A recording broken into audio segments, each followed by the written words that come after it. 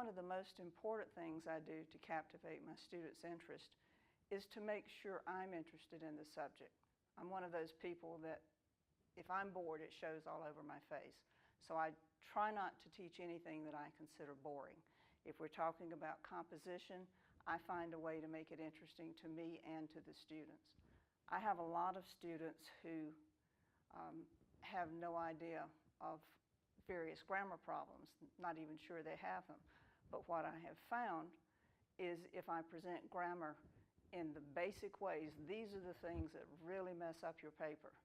And we draw it on the board. I even had an essay that I wrote one time that was full of grammar errors. And I asked the students to grade it. And they graded it and just ripped it up. And then I feigned being very hurt. I said that was an essay I wrote. And the class looked very startled, and then they started laughing. They realized I was making a joke. And then we started to work on some of the major grammar problems that were hindering their communication.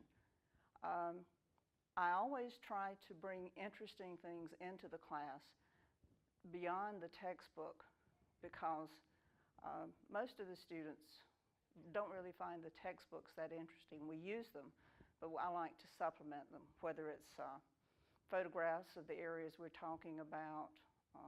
Anytime I'm in the classroom, I'm always interested in the student who's very quiet, sitting in the corner, hoping he or she won't be noticed. That's the student I want to figure out what's going on with. And I like to work as the class goes. Sometimes it's quickly, sometimes it takes a while, and find out what's going on with that student. A lot of time they feel very insecure with English. English is sometimes an intimidating subject. And I can find ways to work with this student and give them more confidence in their writing. And that's one of the most exciting things that I do. It's one of the main reasons I stay in teaching, when I'm able to make this connection like that. And I like her style of teaching. She's interactive with us. She'll tell her experiences.